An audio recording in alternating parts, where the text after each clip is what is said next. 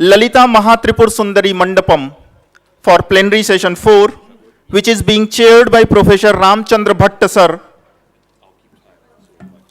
who is the Vice Chancellor, S. Vyasa Yoga University, Bangalore, and he is the All India Gurukul Prakalp Pramukh, Bharatiya Shikshan Mandal.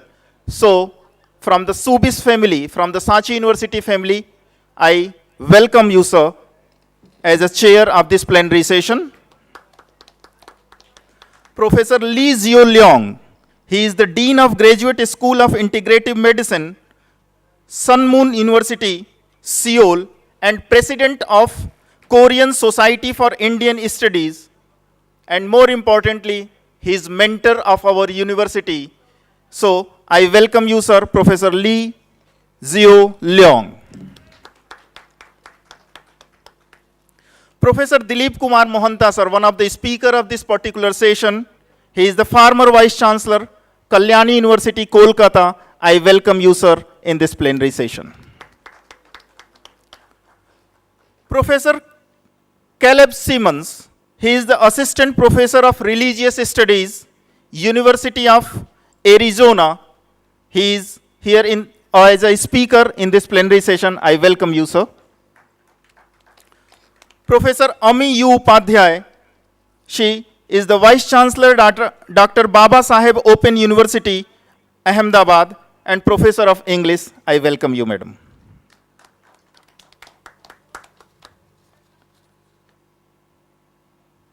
I would like to hand over this session to the chair, Professor Ramchandra Bhatt sir, for further conduction of the session. Swagatam, Shubha Swagatam to all. As a disciplined manager of time, as I am very much supported by that culture, I expect all our great masters of cognitive clarity who are here to deliver it, they abide by that time discipline so that we can conclude this session duly, where we can see the emergence of that light as climax of cognitive clarity. In our tradition, we have that cognitive clarity process. It is called Bodha, it is called Sambodha, and it is ultimately Pratibodha and Mahabodha. That is how cognitive expansion in a graded manner takes place.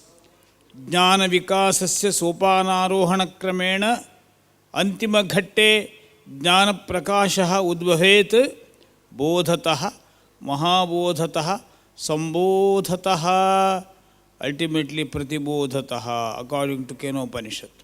That is how I expect all our great scholars on this manch, Jnana Vedika, they have their own process of presenting it, scientifically structured process. That is what now we have in this modern system. We cannot go back to that customary system, the same thing repeated many times. No. It is so much creatively structured talks here. That is what expected from all listeners. We are also expected to deliver like that. So that, thank you for all participants here who are there around. This particular Jnana Satram, it is so much gifted with Jnana Prakash. Welcome to all. Those who are there taking coffee and tea, they also will be highly benefited. Now it is over to the organizers to conduct. Thank you. So, with the instructions of the chair of the session, I would like to invite Professor Lee Zio Leong for his deliberations. We would like to request him to take 15 to 20 minutes time so that we can have few question answer in the end of the session. So, Professor G. Leo Leong, sir.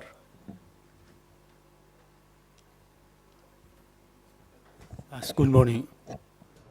I was introduced as an Indian philosopher.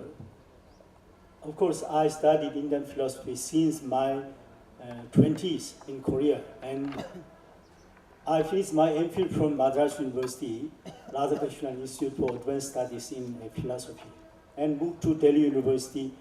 I finished my PhD from Delhi University. Comparative study between Ramanujacharya and Anne Whitehead. It means I'm not expert in Tantra or Shaktatantra. Anyway, this morning my topic is feminization of male and masculinization of female in modern society from the perspective of Shaktatantra. I will start. In our society, the feminization of male and the masculinization of female is progressing rapidly, while men are becoming beautiful as women. Women are changing like men in appearance and dress. Soccer, boxing, and even wrestling are no longer just the men's sports. Unlike before, the division of gender in the profession has now become almost meaningless. Recently, there are a lot of male nurses in hospitals of Korea, and high school students who want to go to university nursing department is increasing. Women bus drivers who were not easily seen before seem to be rather attractive these days. So the purpose of this study is to examine these phenomena of the feminization of male and the masculinization of female from perspective of Shaktatantra, in which women seem to have been regarded as venerable, powerful persons with possibility for guruship and other authoritative roles. In Tantra, men and women are regarded as the presentation of Shiva and Shakti respectively. However, most of Shaktatantra proclaims the exalted position of woman as the physical incarnation of Shakti and as the embodiment of the Great Mother. In the ordinary human society, men and women are the two different poles of energy which have been discussed in detail in the ancient tantric tradition. Therefore, in this study, I first examine the relationship between men and women in the tantric tradition, centering on the position and role of women. Then I will examine the meaning of the phenomena of feminization of male and masculinization of female, and how these phenomena will evolve in the future from the perspective of Shaktatantra. So first, I would like to explain about the relationship between Shiva and Shakti into three types. First, as mentioned above, in Tantra, there are two important poles of energy known as Shiva and Shakti, and Tantra eventually developed into three harmonious schools depending on which of these two principles of Shiva and Shakti is emphasized. One gave first the prominence to Shiva, and another gave first the prominence to Shakti, and the third gave equal status to both.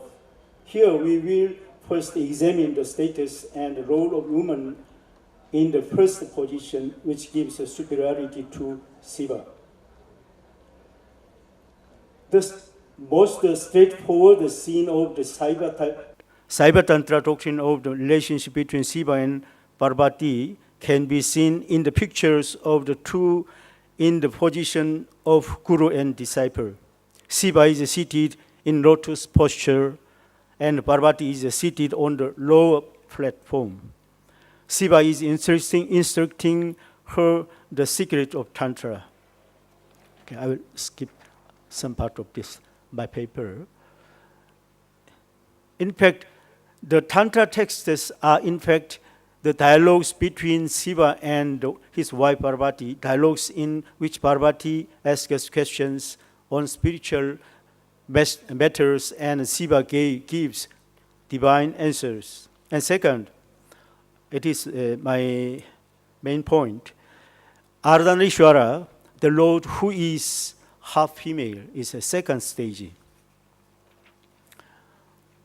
The condition of hermaphroditism was in some phase of Hindu esoteric belief regarded as an ideal to be pursued. According to tantric belief, the supreme being is of one complex sex, possessing within himself both the male and female principles, that is Shiva and Shakti. Such a deity is said to be Ardhanarishwara, depicted as half male and half female, equally split down the middle. The right half is usually the male Shiva and the left half is the goddess Parvati. The philosophical presuppositions of Shaivism and, I have to skip. In addition, the image of Ardhanarishwara has been understood as representing a perfect picture of gender equality, at least in its appearance, which is divided into a strictly feminine form and masculine form, vertically from head to toe. The image of Ardhanarishwara can be interpreted as a symbol of gender equality. However, gender equality is not all that lies behind the image of Ardhanarishwara. In fact, we can find three stages of progression in the image of Ardhanarishwara.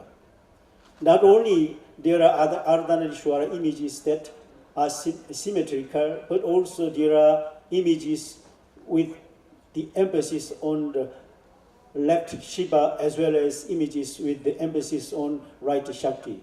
In this respect, it cannot be said that Ardhanarishwara do not necessarily represent gender equality. So I will show three types of Ardhanarishwara. First, Ardhanarishwara with male dominance. First of all, judging from the name Ardhanarishwara, which has a male personality ending, it can be said that the concept of Ardhanarishwara is the product of male-oriented thinking. Therefore, the literal meaning of Ardhanarishwara is Ishwara, who is half woman.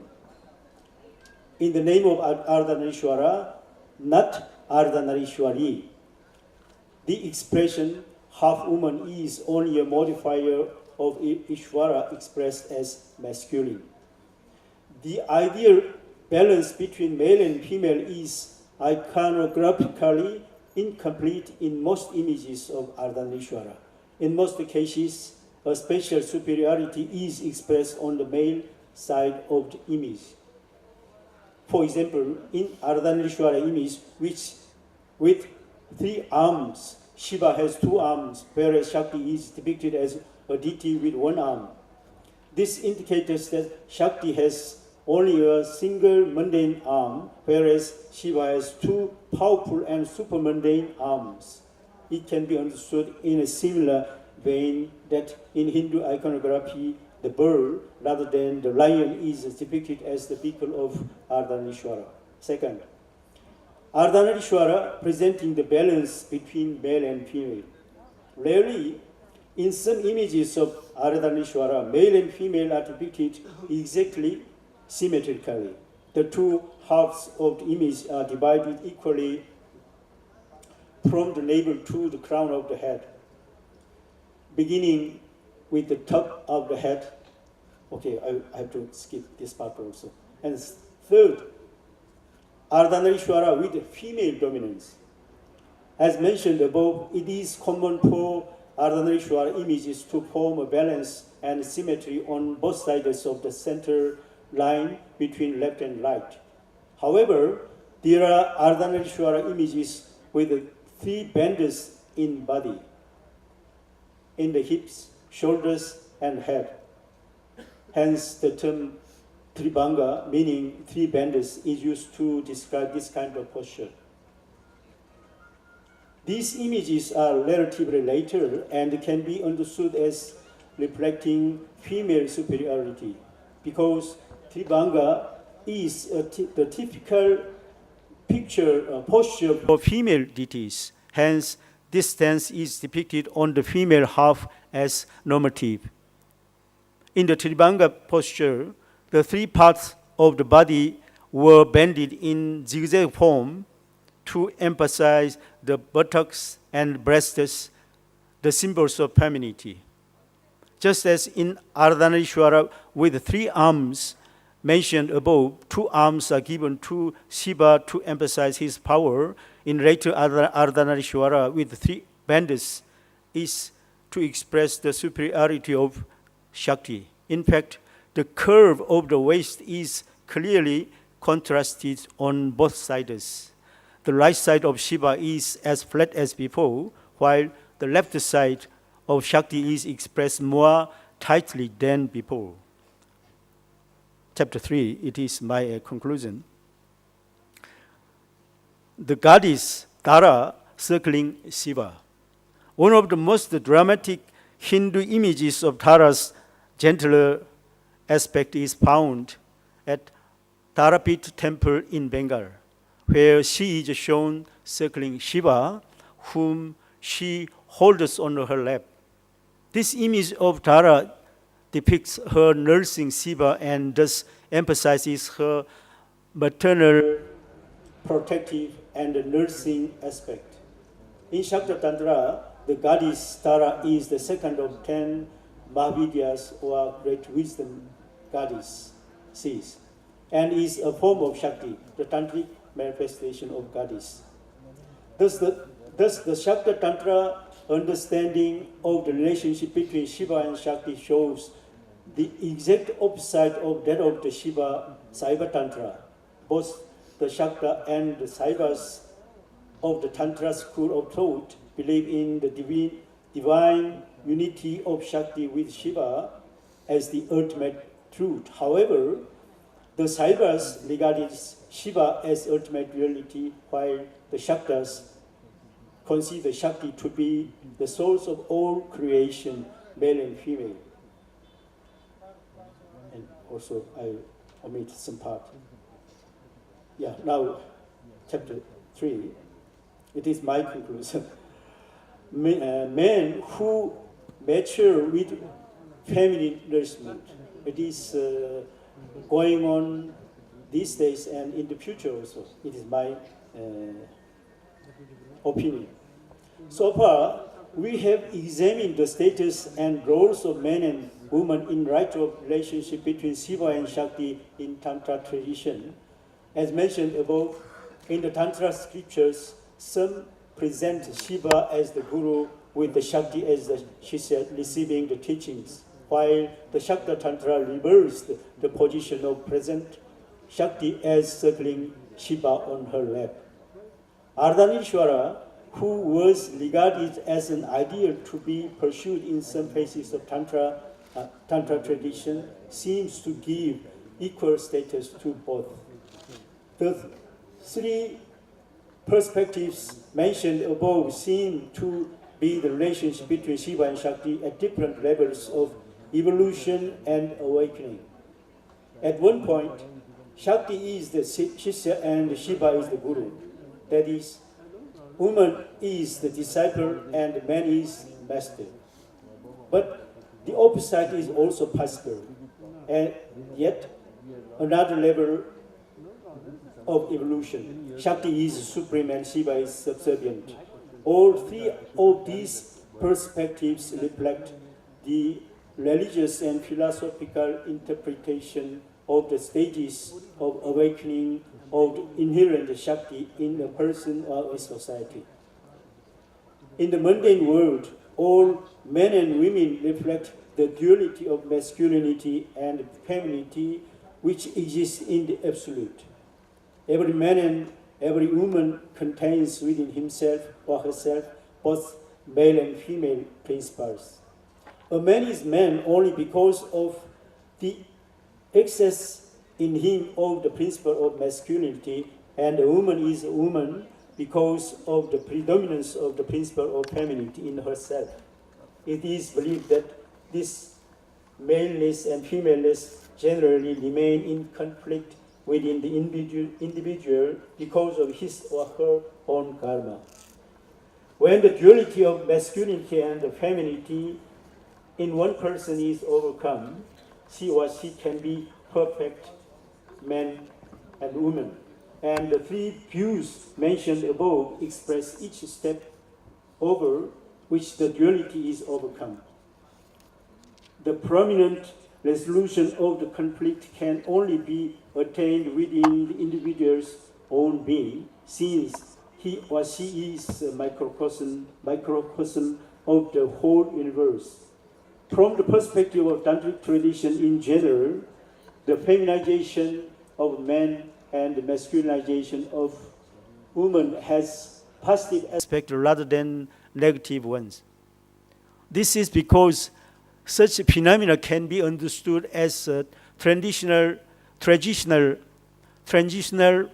phenomenon in which femininity already okay, I will conclude. Herself, both the male and female, it is not only so desirable that a man is man or a woman is a woman, because such a person cannot be a balanced human being with the qualities of masculine and feminine equally.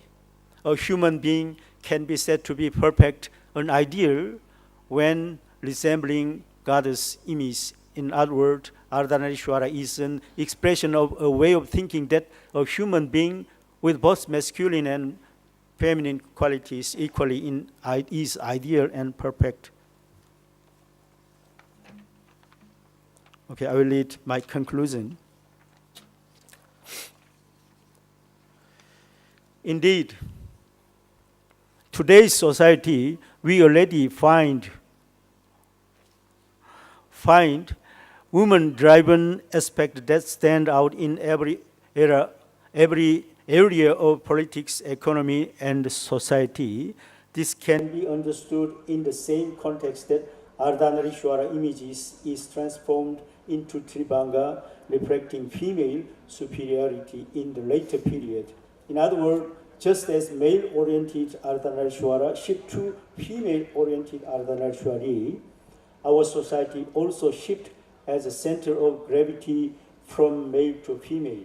The teachings of Shaktatantra reflect the kind of this society, and the image of Tara circling Shiva in Tarapit temple is the most dramatic symbol associated with it.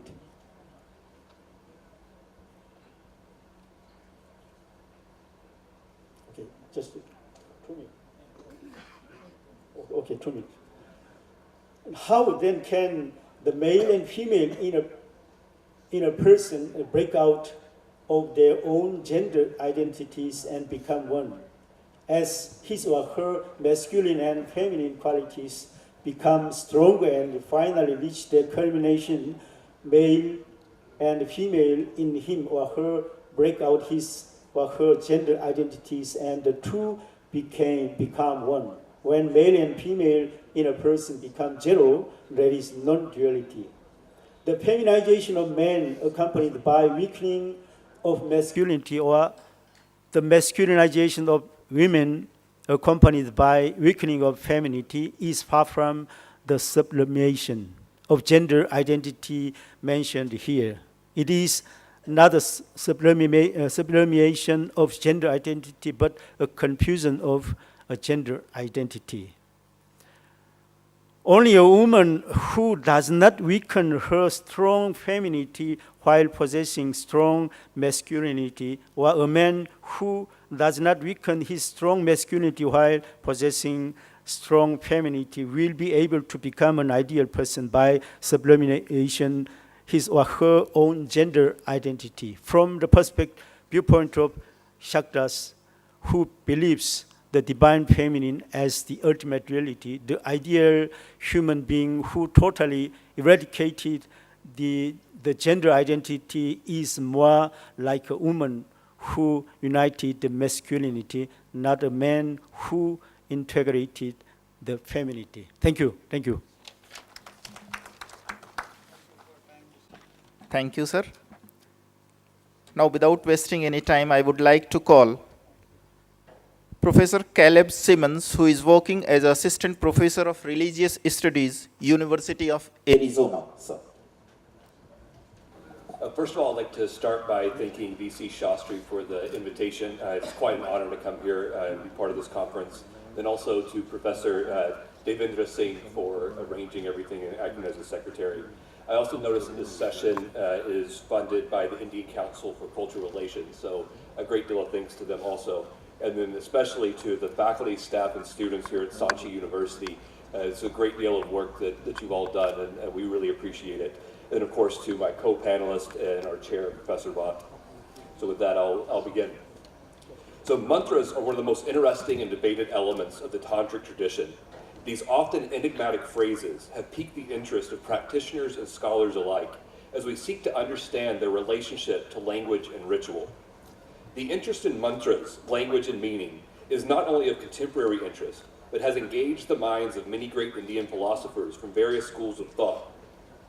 For each, their philosophical perspective, or darshana, shaped the way they viewed the relationship between mantra and language, and how both are related to ritual performance. In this essay, I will examine how the Srividya scholar Bhaskara Raya understood the relationship between mantra and meaning in his Guptavati, an 18th century commentary on the Devi Mahatmya. After a brief introduction to mantras and the scholarly debate surrounding mantras and meaning, I will take up his exegesis of the Nivarna mantra found in the Guptavati. While this mantra is often believed to hold only secret or esoteric meaning that is exclusively accessible to the Srividya initiate, Bhaskara Raya explains that the mantra also contains translatable semantic meaning when properly understood. I suggest that following Srividya Shakta philosophy, Bhaskara Raya believes that mantras contain meaning both discursive and hidden, and both are ultimately the same when properly understood. To put it another way, mantras, particularly the Nivarna mantra, are simultaneously secret and revealed. So this next section is what is mantra? One of the most central acts of the Tantra traditions is the use of mantras. Mantras are set phrases that when recited verbally or mentally within the right context by a skilled adept, have power to bring about results, soteriological, metaphysical, spiritual, immediate, and or physical. Mantras have been a vital part of Indian traditions since the Vedic period and have continued through almost all aspects of Hindu traditions, most widely seen through the usage of the Bija mantra, Om. The usage of mantras, however, is proliferated in the esoteric Tantrika traditions, where they are central to the practice of Srividya initiates. The ubiquity of mantras within the Indic traditions has garnered the attention of many scholars of Indology and religious studies. However, the vast array of mantras from various traditions and historical periods has led to a gaping disparity in how scholars have understood mantras and their function within Indian traditions. The range of formulae that are considered mantras have given rise to a variety of scholarly definitions of the phenomenon, with some focusing on vocalizations, others on mental repetition, and others on esoteric nature of mantra in the respect to the adept's diksha. Yet other scholars have opted for a different approach in which each period and traditional context shapes the functions of mantras, so the term must be viewed as dynamic in its development and connotation and deployment. Given this breadth of possible definitions, one comprehensive definition is neither fruitful nor possible. While there is no scholarly consensus over the definition of the term, collectively, they can help us build a framework through which we can analyze the broader phenomena. So let's shift to mantra and meaning. Another hotly contested academic debate persists over the nature of mantras and their meaning or lack thereof. To put the question another way, what is the meaning between mantra and language? Mantras can be understood as containing linguistic components. Mantras, however, come in a variety of forms, including full hymns and verses that are translatable into other languages, enigmatic, formulaic phrases, and or monosyllables or bija mantras with no discursive or translatable meaning. This then begs the question of the relationship between mantra and meaning. The scholar of Indology, Fritz Stahl, has argued that mantras are meaningless, that is, they have no discursive meaning. He suggests that language develops out of the ritual context in which these utterances had first appeared. For Stahl, this means mantras are part of a ritual program that is independent of discursive meaning, with form being the critical component of mantraness. Therefore, even when a mantra appears to have discursive and translatable meaning, the true meaning of the mantra is ineffable and beyond language, because the mantric form predates semantic practice. So its primary role is its function within the ritual program. And all mantras, according to Stahl, arise from the ritual complex in which discursive meaning of the word, phrase, sentence, etc., is not as important as the role and proper completion of the rite. Stahl's thesis, however, is not without its detractors, including the theory by Harold Cowart, which is most pertinent to our discussion. To engage Stahl's theory of meaninglessness of mantra, Cowart thoroughly analyzes Bhartrhari's text, in which he interprets to offer a broad view of meaning and language. Cowart argues that meaning in relation to mantra cannot be confined to word meaning. But for the initiate, the meaningfulness of mantra is in its encapsulation of a reality that is beyond word meaning, occurring on a mystical level in which the practitioner has direct perception of the truth of the mantra. For both Cowart and Bhartrhari, meaning is much more than discursive and translatable, but it is meaningful in its latent ability to affect results, the secret and true meaning. These discussions of meaning and or the lack thereof do not sufficiently show how mantras are understood within a tantric tradition, or its indigenous scholastic traditions.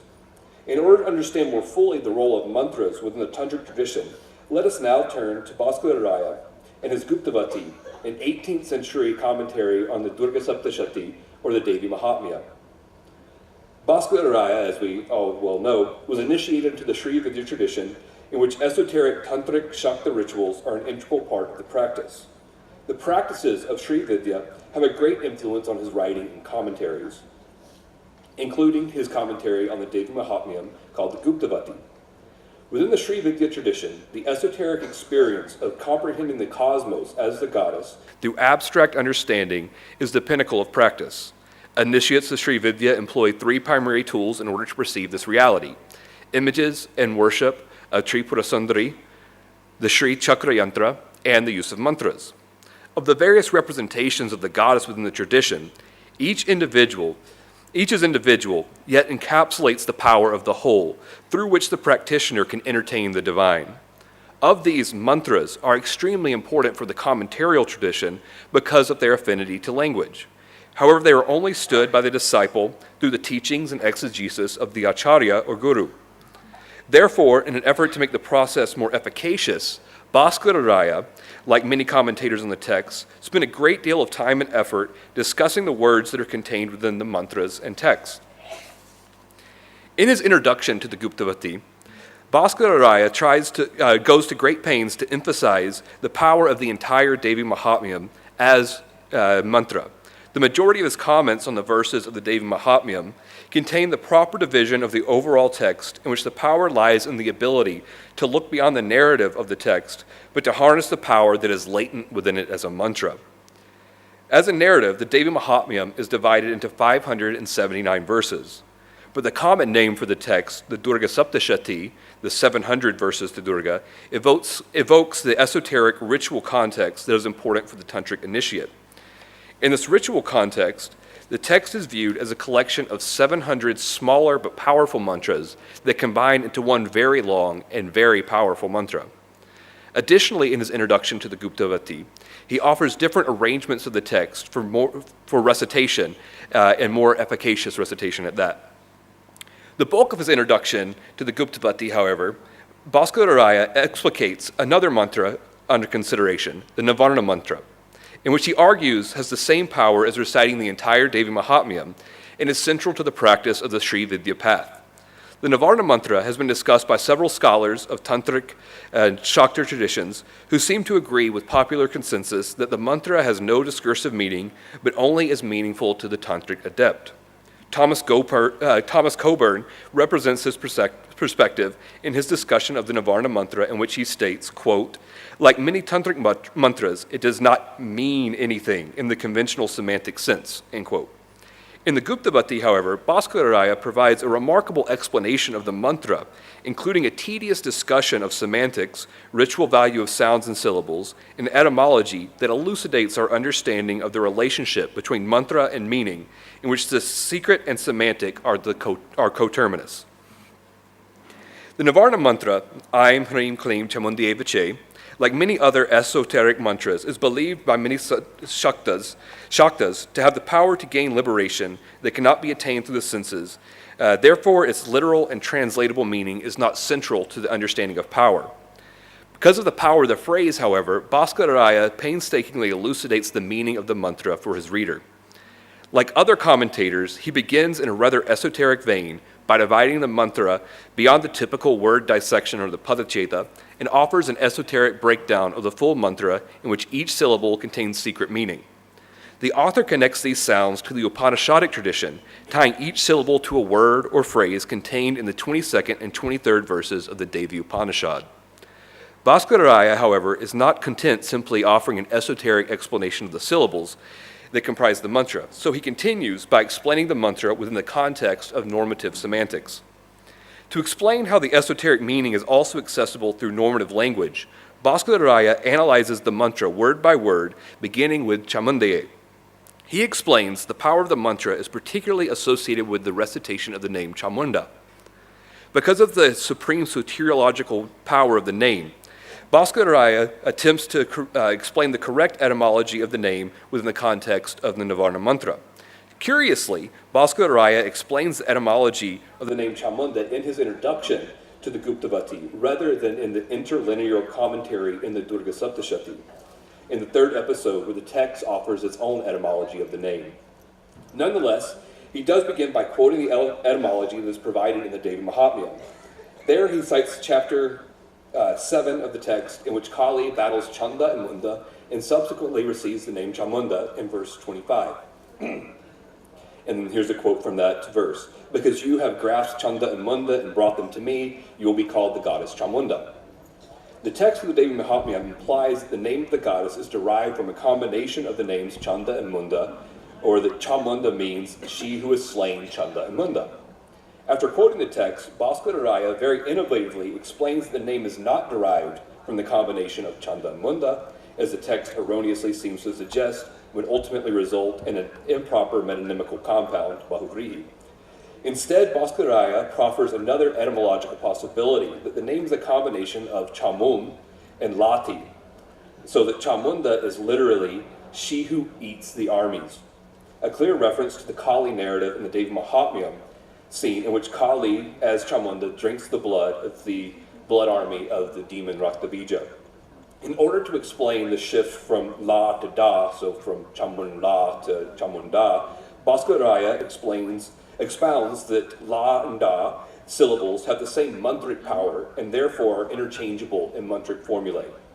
He goes on to analyze the conventional grammatical declension of Chamunda within the mantra, explaining that Chamundaye is dative case for the epithet of the goddess Chandika, and the literal meaning is praise to Chamunda.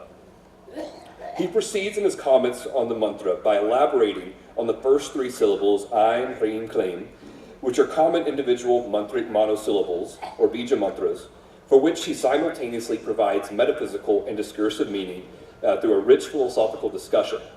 To elucidate the syllables, he relies on his Srividya background and associates them with the unmanifest yet variegated goddesses Mahalakshmi, Aim, Mahasaraswati, Hrim, and Mahakali, Klim. He then connects these bija mantras and these variegated goddesses with the classical Vedantin tripartite classification of Brahman as Sat Chit Ananda, respectively. Through this explanation of the bijas, again, Bhaskara situates the Nivarna mantra in the context of the Devi Mahatmya in its attendant ritual context, as these three goddesses are the presiding deities over the three episodes of the text. It also reaffirms Chamunda's role as the highest form of the goddess, who is none other than Brahman, and within whom Aim, Hrim, Klim, or Mahalakshmi, Mahasaraswati, and Mahakali are all constituents. For Bhaskara, these seed mantras are slightly more exoteric and therefore more accessible form of the goddess's ultimate form as Brahman.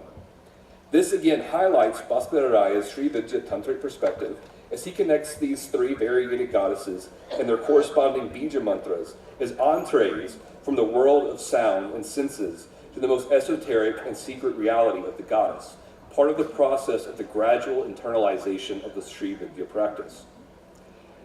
As a point of discussion for many Indian theologians and philosophers, Bhaskara Raya's commentarial link between the bija mantras and these goddesses to the ideology of Sat Chit Ananda not only demonstrates the association with this tantric lineage of Srividya, but to a broader tradition of Indian philosophical speculation, especially those adhering to Vedanta and the renowned Advaitin Shankara, who was considered by Bhaskara Raya to have been a Shakta and Srividya practitioner.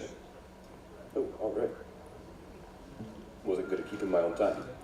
So I'll just actually summarize, I'll quit reading. And so at this point, he transitions to the term vichye within the mantra and says that this is not typically a Sanskrit term, as we all know, and locates it within Dravidian languages. And so he says that vichye is actually well known in mantric circles as a form of language mixing. And connects it with, again, it says it's really well known in Karnataka Bhasha, in Andhra Bhasha, and Tamil Bhasha. And from best I can tell, it's associated with a Tamil term, and I don't know Tamil, vitju, which means to sow or to spread, which makes sense because he glosses vichye as munch, to grow or to spread. So eventually he says that the term really actually means to cause to be liberated. So eventually the che part can be translated as the one who causes her devotees to be liberated. So therefore, for Bhaskara Raya, the Nivarna mantra actually has semantic or translatable meaning, which could be translated as praise to Chamunda, the causer of liberation, the aggregate of Mahalakshmi, Mahasaraswati, and Mahakali. So, in conclusion, for Bhaskara Raya, the greater or truer meaning is not divorced from a discursive meaning of the words and sounds that comprise the mantra. Therefore, the Srividya scholar has turned to non-Sanskritic etymologies in order to explicate the meaning of the Nivarna mantra.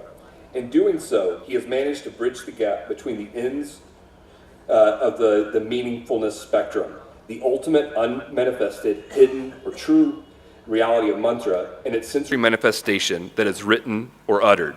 In this way, through his introduction to the Guptavati, Bhaskara Raya incorporates the Srividya perspective of corresponding realities into a theory of meaning and mantra in which discursive meaning and hidden meaning are simultaneously individual but ultimately the same.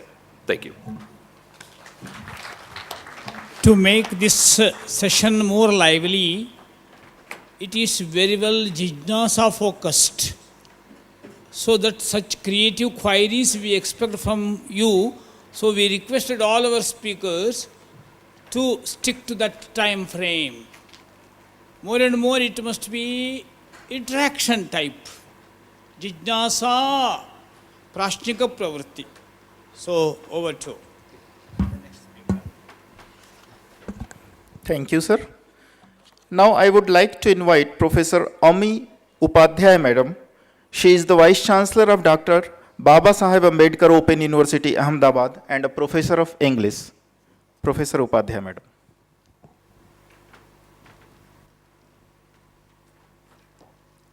Thank you. Honorable Chair of the session, distinguished speakers, co-speakers, honorable distinguished academicians and scholars. First of all, I'm deeply thankful to Professor Shastri, the Honorable Vice Chancellor of the University, for inviting me here and giving me an opportunity to address the this august audience. My topic that I'm going to talk about is comparatively very different than what the other speakers, scholars have spoken about. I'm going to talk about Shakti and Shakti Puja in Indian classical dance and in Gujarat as state. When we talk about Indian classical dance, generally it is known as Natvari dance, Natvari Nritya, and Nataraj Nritya. So Natvar and Nataraj, they are the main gods. They are worshipped. But here again, when we are trained or when we train the dancers, we start that in Natvara, the lalitya of Natvar comes in picture. So that is feminine part of Natvar is there in the center of classical dance. When matter comes to Nataraj, it is Tandav and Lasya comes. So again, Lasya is Shakti part that is there in the center in Indian classical dance. Generally, when we talk about Shakti in Indian classical dance, first, Shakti as a female-centric dance, and second, Shakti that talks about strength of the female. When matter comes to Indian classical dance, they have Kathak especially. They have Gatnikas, Gatbhav, Kavit, Paran, all these things. They have Stuti, Bhajan, where many a times or most of the time, the Shakti, the female comes in picture more. There are Nayaks and Nayikas, 4 Nayak, and too many Nayikas. Nayikas from the point of view of Ayu, Dharma, Prakriti, Avastha. So dance is mainly female-centric. And that's why when even, when matter comes to worship, Kundalini Jagrati ki baat karte hai, when we talk about that. Shakti, as a female, it becomes easier to become one with the Almighty rather than male. And that's why even when the saint poet, they write as a female is writing rather than writing a male. Kailash Kher was asked that why Teri Diwani, when you wrote why Teri Diwani, he had written that when you want to awaken your consciousness, at that time it is mandatory to feel what a female feels. Let the Shakti be within you and then only you can be one with the Almighty. So there, when Meera writes, Meera when was told that Hari Vallabhji is coming in the temple in Dwarika, so he doesn't see a face of a woman, so he will have to leave the temple. Then she responded that if you are there as a sadhak, you have to be a woman. And especially to the Almighty Ishwar, Krishna you are talking, then there is no option rather than being a woman. So Shakti comes in center, especially in Gujarat, when matter comes to worshipping. In dance, there are parans. Paran, they talk about strength. Generally, they come from Jaipur Gharana. Pakhavaj bowls are there. And there, Durga Paran, Kali Paran, Lakshmi Paran, Saraswati Paran. These 4 parans are very popular. They talk about the female Shakti Puja in Indian classical dance. Recently, sir talked about Tribhang. Tribhang, in classical dance, there are 2 Tribhangs. One by Parvati, another by Lord Krishna. And that also, when they were introduced, they were in competition. With your permission, I will show these 2 Tribhangs also. Because there the body takes 3 parts. They dominantly shows 3 parts. Generally, when we talk about Shakti Puja, there are long Gatbhavs. Mahishasur Mardini is very famous long Gatbhav. Gatbhav is a storyline, the whole storyline presented in Indian classical dance. And then Mahishasur Mardini, Draupadi Vastraharan, Sita Haran, these all are very famous Gatbhav, where again female comes in picture. They are more central characters, they are more there.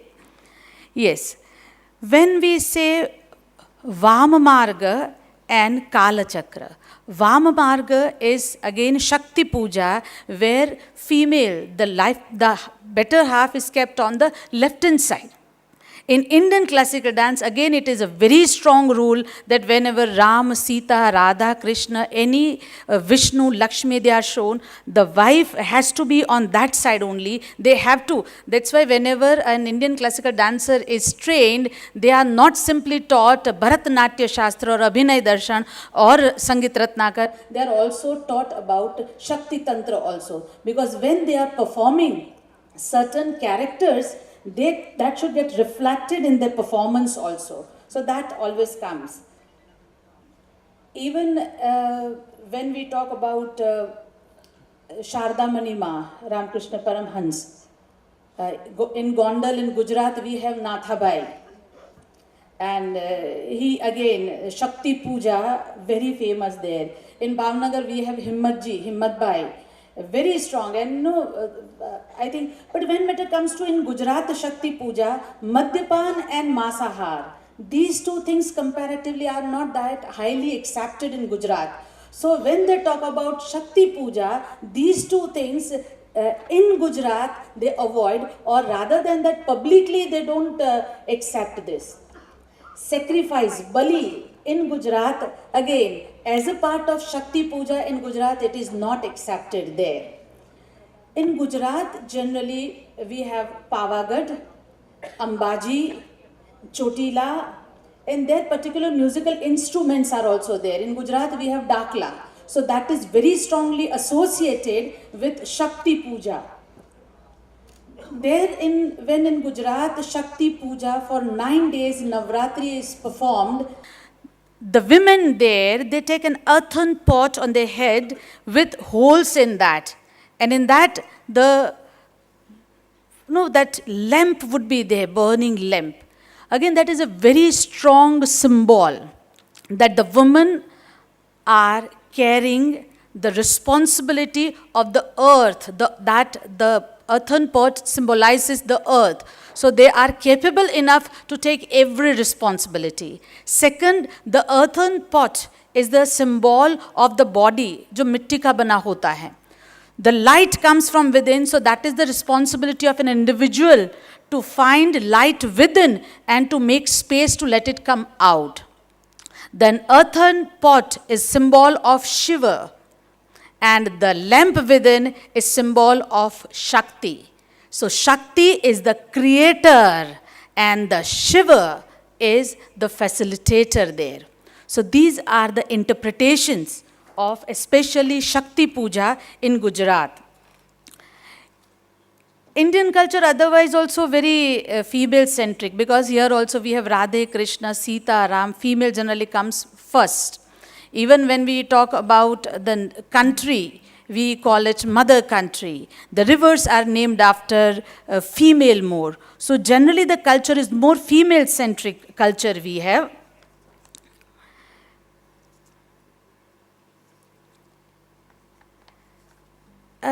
I would like to quote certain garbahas also. They are very frequently sung. But generally they are in regional language, so it becomes difficult to understand. But there are some, Madi, Tara, Avavana, and Dhana Thaya. That means you become one. While playing garba, you become one with Shakti. So you start feeling that, no, that light comes to you, light comes to you. Kathak, Garba, Shakti Puja, they are one and the same. All the three have lot of spins, chakkars. Again, chakkar is, that circle is the symbol of spiritualism, that circularity of life. Even great painters, the spiritual painters, have drawn many types, various types of circles, that through circles you reach to the Almighty. Padma Shri, Padma Bhushan, when Kumudini Lakhya ji when says dance, so she says that this is the basic mudra of Kathak, where the mudra talks that this tip of my finger connects me to this world.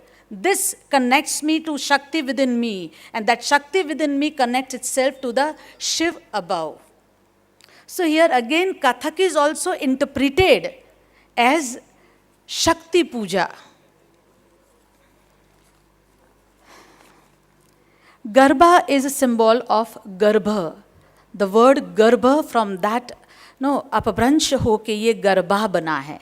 तो गर्भ, that is something, life that is to be expected, predicted. And here again, that life symbolizes the spiritual life.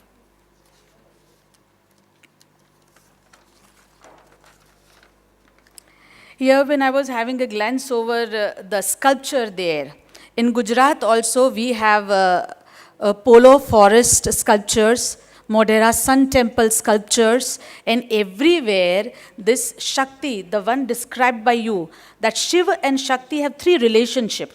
One where Shakti is in Kali Swarupa and dominates the Shiva with tongue outside. So that is one. Second, where Shiva is the Guru and Shakti is disciple learning. And the third, they become one. It is very difficult to separate them.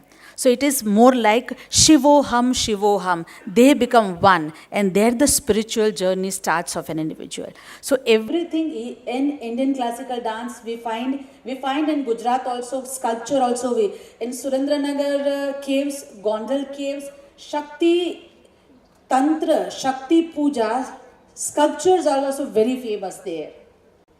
Even when in classical dance, certain Paran and Kavit were introduced, in very initial stage, it was meant that female cannot sing this, and when they started getting, being permitted, at that time, female from particular caste only would be allowed to sing or dance on particular parans, otherwise they would not. So in initial stage, things were like that, but later on, they were allowed also. So this is what I would like to say. In Shakti Puja, a lot of secrecy today in the morning also, that secrecy is to be maintained. So when in initial stage, Indian classical dance, they introduced Shakti Tantra drawing on the stage with the expression and dance. The dancer would draw that on stage and would perform on the same. It was quite, it was opposed also a lot. Later on, the acceptance came into existence. Again, I am thankful to give me an opportunity. Thank you very much.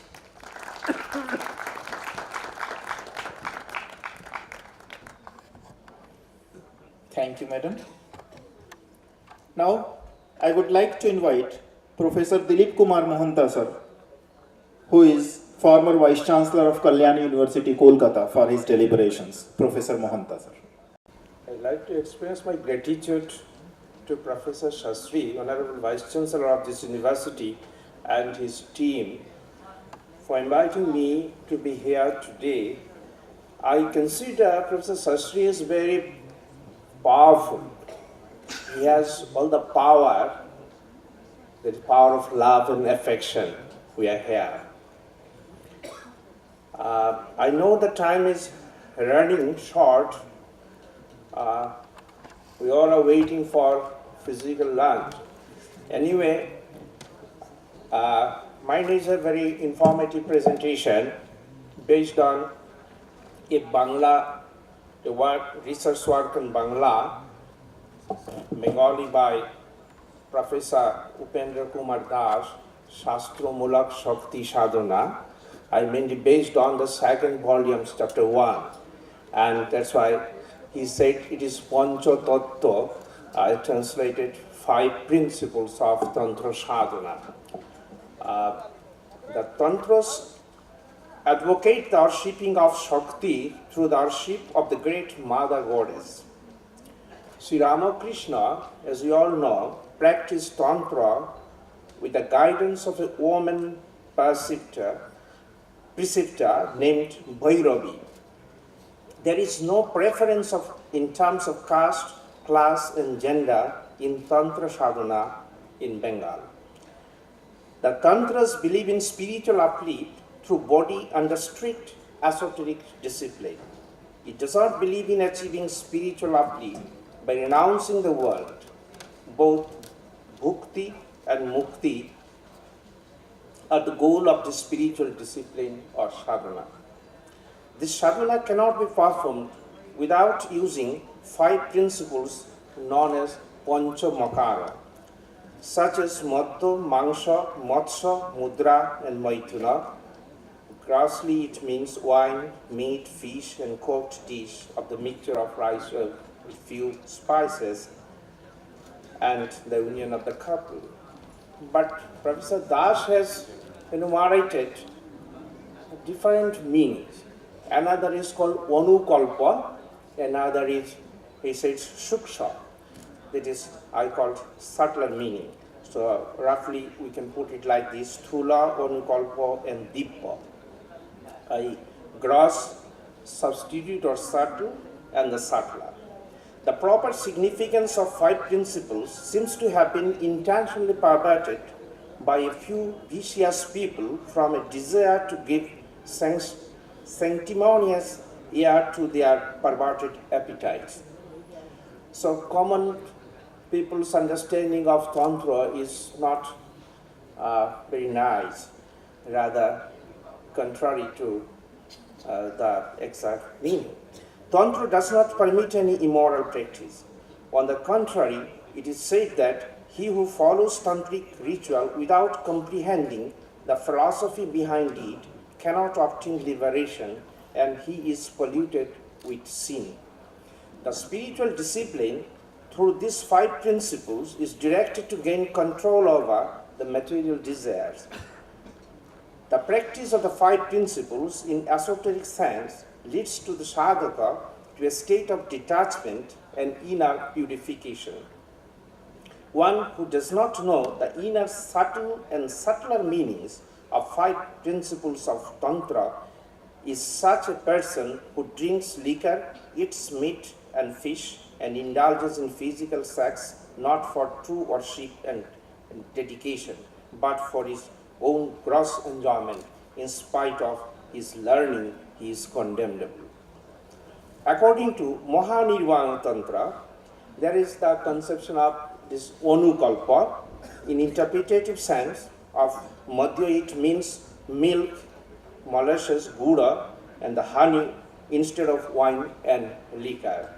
Many of us have seen that in Bengal for Boli, it was used, a kind of pumpkin is used, and sugar cane, and these are all Anukalpas. Mangsha does not mean animal flesh, but overcoming the dilemma of virtue and vice through yoga. Mangsha sadhana also means the control of a tongue, which is the sensory organ of speech. Sadhana through using fish in Dibba sense, that is subtler sense, meaning the control of breath through a psychophysical discipline like pranayama. It also means the controlling of senses. The senses are brought under control of mind and yoked to self. This is the true eating of fish according to Pularnava Tantra. The sadhaka attains kumbhaka by stopping the movements of the 2 fishes, and in that state a person attains the vision of the luminous self. By mudra, Tantra in Dibba sense means detachment from the evil that keeps the soul in bondage, and to cut off all connections from evil is mudra sadhana according to Vijaya Tantra. There is no anukalpa or interpretative sense of mudra. In the gross sense, it means a dish prepared with shali rice cooked with ghee. It is described as something originated from Mother Earth, and it is the life of being, that is jiva, and it contains the vital force of this world. It's called Sulabang Bhumi Jatancha Jivanang Jivitang Yat Ayur Mulang Tri Jagatang Chaturta Tattva Lakshmanam. I'm skipping over some portions, and the last one is called Maithuna. Ordinarily it means the union of the couple. It is not possible without the aspirant woman known as Dhuti or Lata. It indicates her clinging to or depending on the male aspirant as the creeper to the tree. The esoteric meaning of the Maithuna sadhana is the union of Shiva and Shakti. Tantra believes that the Kundalini Shakti lying asleep in the ordinary human being has to be aroused from its slumber. Then it is brought up through the Sushumna channel and finally merged with the Supreme Self, Shiva, who is stationed in the Sahasrara, the lotus having 1,000 petals. This union between Shiva and Shakti is real Maithuna, the 5th ma, by which the aspirant experiences ecstatic delight. Anything else is only copulation. Philosophy of Tantra gives importance on self-control amidst all the objects of enjoyment. The worshipper is cautioned that a woman's body is the residence of all the deities. Hence, worshipping her is considered as the best of all. These 5 principles or makaras are prescribed for those few aspirants who have been certified by their preceptors as capable of controlling their sense organs under all kinds of temptations.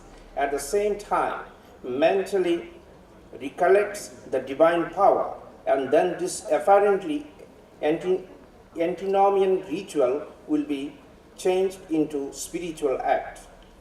A distinguishing feature of Mohabhidya ritual through 5 principles is that it glorifies the woman form as symbol of divinity. Woman is considered the mother of 3 worlds, its representative, its container, and woman sustains the beauty of the world. Woman for Tantra is none other than the deity worshipped in Tantra. In Bengal, the 5 principles are used as Vantoraga, that is mental worship, where all these 5 principles are conceptualized in an abstract way. It is said that the one who seeks the deity outside is a fool, ignoring Kaustubha, a precious jewel in his hand, runs after the glass. An aspirant worships the deity with the flowers, practicing harmlessness, control of senses, kindness, forgiveness, and spiritual knowledge. The philosophy of using 5 principles of Tantra lies not in gross or external interpretations, but in divine or subtler interpretation. The individual self, Jiva, distinguishes itself from the Supreme Self, Shiva, on account of the non-manifestation of power, Shakti. Human being is potentially divine, and human being can realize this divinity if he or she manifests the potential power inside. The whole process is a transition from animal disposition called Pashu Bhava to heroic disposition, Vira Bhava, and finally to divine disposition, Dibba Bhava. Instead of theoretically preaching the doctrines of pravritti and nivritti, the Tantra in Bengal harmonizes the 2 factors with emphasis on nivritti. This is the practical renunciation in sadhaka's or aspirant's life. Kumari Tantra states that an worshipper who performs this type of worship for material gain or for satisfying sensual pleasure goes to hell. Now, if we can understand the significance of 5 principles of Tantra in its proper perspective, it will help in judicious comprehension of some temple art of medieval period. There are sculptures exhibiting copulation in different erotic postures in almost all Indian temples since 13th-14th century. The couples are invariably always engaged in erotic posture, gracefully and playfully. These sculptures, judged in the background of the tantric treatise, instead of showing any vulgarity, exhibit before us the most difficult form of worship. It is improper to say that the 5th principle used as a means of self-gratification or indulgence. It is used as means to achieve a transcendental union where distinction between male and female completely disappears. The 5 principles of Tantra is an esoteric method employed for the transformation of physical desire. Hunger and sex are biological needs that cannot be ignored by the common people. However, without control, they will degrade the human being. On the other hand, when they are controlled by mind under the guidance of spiritual preceptor or guru, they become allies and ultimately serve as an aid to liberation.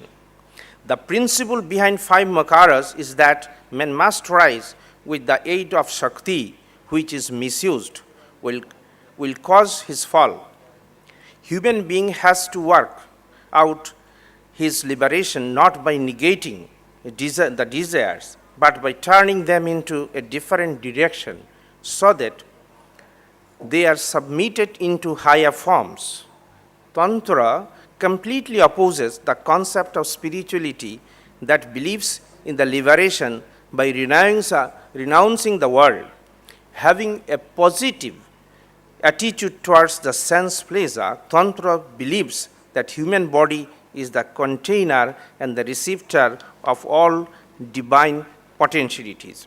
A sadhaka sacrifices all lust and anger to the mother goddess, and the aspirant achieves the liberation and misuse and immerse in ineffable bliss.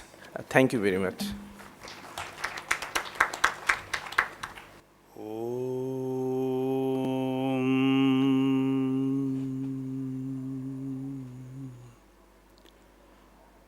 नग्नो निस्सङ्गशुद्धः त्रिगुणविरहितः ध्वस्तमोहान्धकारः नासाग्रे न्यस्तदृष्टिः विदितभवगुणः नैव दृष्टः कदाचित् उन्मन्यावस्थया त्वां विगतकलिमलं शङ्करं न स्मरामि क्षन्तव्यो मे पराधः शिव शिव शिव भो श्रीमहादेव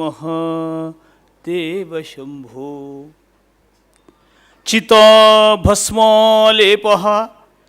गरलमशनं दिक्पटधरः जटाधारी कंठे भुजगपतिहारी पशुपतिः कपालीभूतेशः भजति जगदीशैकपदवीं Bhavani Bhavani त्वत्पाणिग्रहणपरिपाटी फलमिदम्।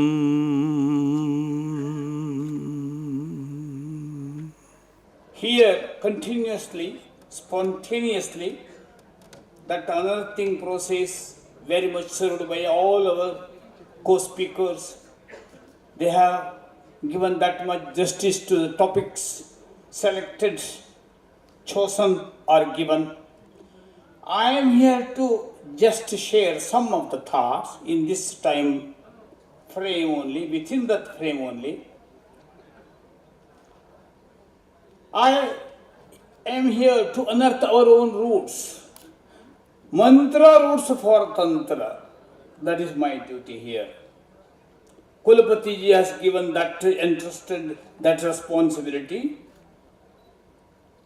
because I have come from that lineage of rishis, Prasthanatraya Parampara. Just you can imagine, we can go back to that era where everything it was mother, mother, mother. Whatever that helping, whatever that is motivating, whatever that force, power, vibration which is very much benefiting, it was branded as mother. It was taken as mother. It was honored, revered as mother. That was the age of rishis. So, that great man of vision, man of Rutambhara Prajna, man of Vaisharadhya, he just visualizes that beauty of motherhood when he gets up early in the morning, starts his yoga practice, and looks at that vibrating atmosphere, ambience around. Everywhere beauty, beauty, divine beauty, and something Usha Sukta comes out of him, intuitionally, on its own, as it came from Maharshi Devarata, when he was sitting with Maharshi Vasishtha Ganapati Muni, inspired by great Ramana Maharshi. It was spontaneous overflow of powerful feelings, recollected in tranquility. When there was so beautiful flow of water, free from all contamination, radiation, pollutions, that type of breeze it was there. Immediately that mind becomes activated, Pratambhara gets kindled, ignited. Immediately some sukta comes out, that is called Saraswati Sukta, on the bank of Saraswati river flowing there. So everywhere it is mother and mother, mother. Everywhere. Somewhere it is Kali, somewhere it is Mahalakshmi, somewhere it is Mahakali, Mahalakshmi, Mahasaraswati. The same great man of vision just looks at somewhere so much abundance from every corner of the nature. Abundance in grain, abundance in fruits, flowers, everywhere. That abundance, he sees motherhood there again. She calls it Lakshmi. Somewhere Ushas, somewhere Lakshmi, somewhere Saraswati, somewhere Kali, somewhere Bhuvaneshwari. And the same Rishi looks at the whole nature where somewhere violence going on, fight going on, struggle going on, turmoil going on, fighting going on, wars are waged. There he looks at that one, there he sees another form of the same mother. He calls it Bagala Devi Dhumavati Matangi. Another form. How many forms? 10 forms. Dashamahavidya. So that is the origin of this Tantra. Mantra origin for Tantra.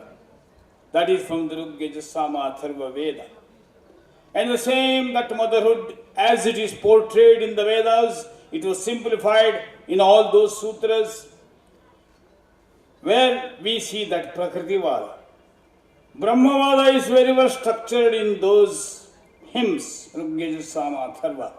And you see that Mayavada, Prakritivada also in that sutra, Maya matrantu karsin anabhivyakta swarupatvat. Nasthanatovi parasya ubhayalingam sarvatrahi. That is how great Maharshi Vedavyasa Badarayana composes sutras. It is like that, very well structured by Adi Shankara and many great Bhashyakaras. That's how this lineage comes down to this modern age. We are here now, in this particular land of Dashamahavidya, where many sadhakas across that Narmada river have actualized that one. That is the theory of actualization, Sakshatkara Marga.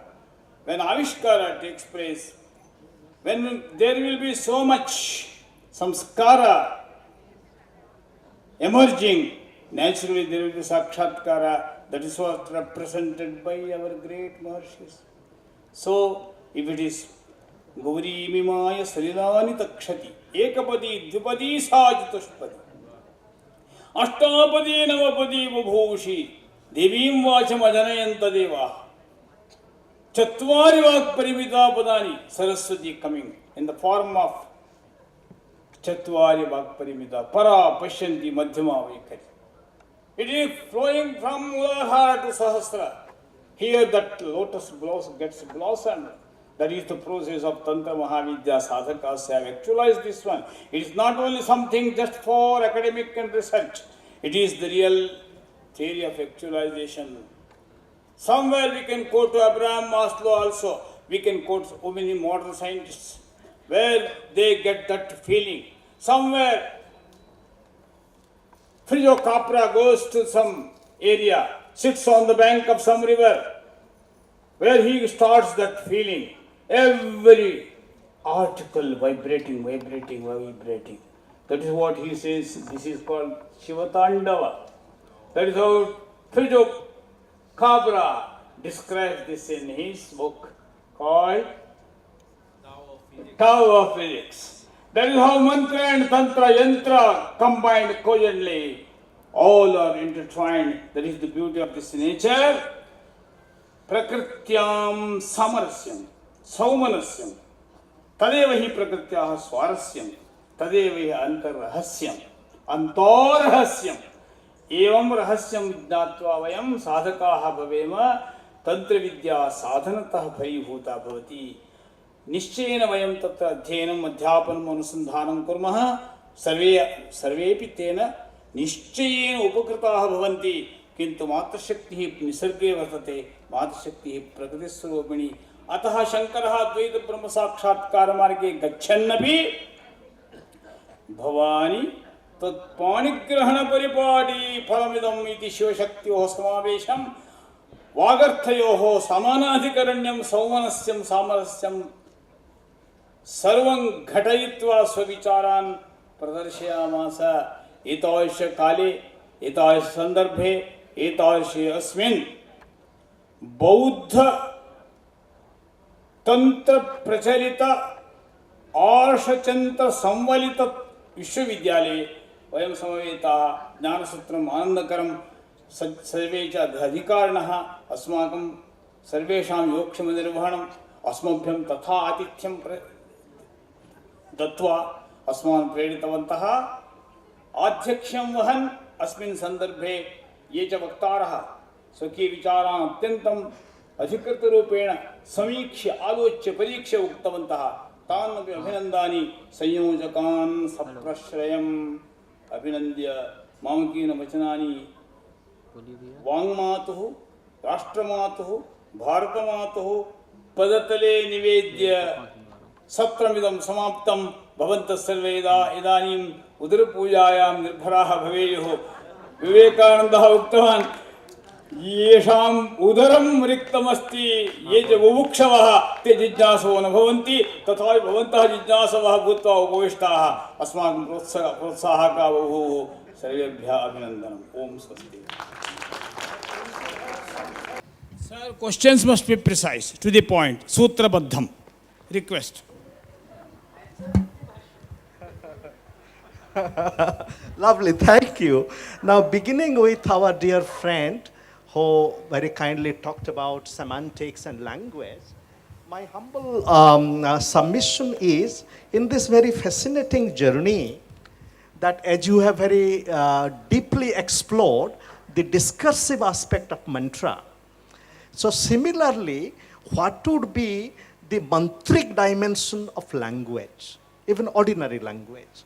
So my query is, time being sought, that how can we cultivate the mantra dimension of language as semantics and pragmatics, and what might be a possible dialogue between Bhaskar Rai, Wittgenstein, and Heidegger.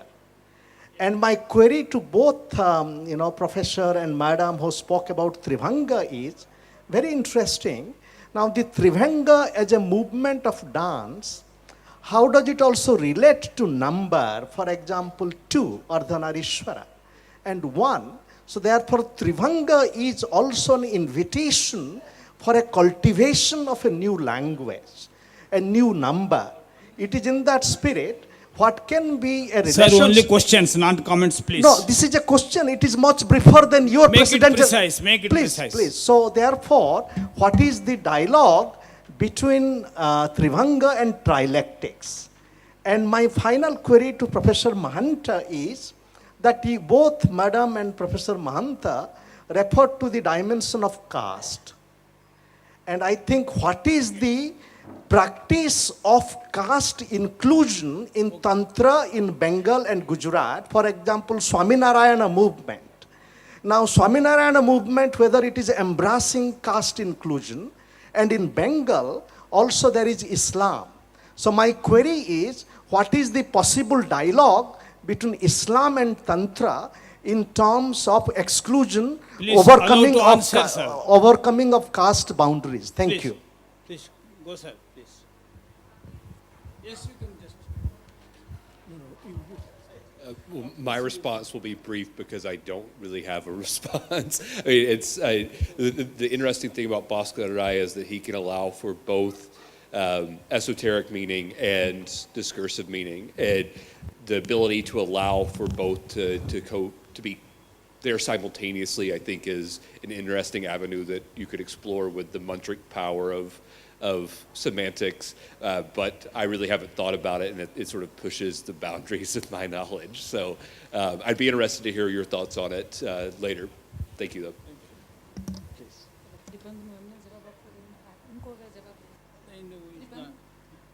Please.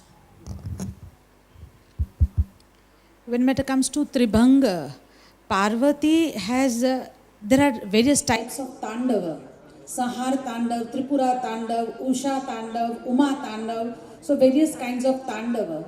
When Parvati would like to please Shiva positively, not out of anger, when Yugma dance will be there, at that time Parvati will take posture of Tribhanga. So there Tribhanga is generally utilized or used in Indian classical dance.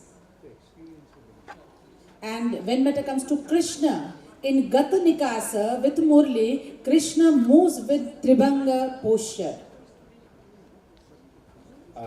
Quickly, I want to respond to Professor Giri. In fact, this caste is it's a fuzzy area, you know. Your question itself needs interpretations in order to get answer. Quickly, I want to say this only, so far as Professor Das is concerned, as I referred to Upendra Kumar Das, it means Varna. Varna. Now, you yourself can think where you can put Islam into it or not. This is your, unless you interpret it, it can't be categorically answered like this. My only intention is that this is Bengali words. There are some words which are yet to be translated. There is a concern of meanings of these terms, and thus Upendra Kumar Das had enlightened us about the deeper meaning and emphasized on this. As I said, gross meaning, and there are anukalpos. Anukalpos are still in practice in Bengal, and this is the subtler meaning. This much was my contention. Thank you. Okay? One more question, just a minute. If any more question, one more question. If time permits, if you are so curious to ask, address this team, you can go for one more question. Otherwise, we go for Shanti Mantra. Yes, please. Precise, sir. Sutrabadha.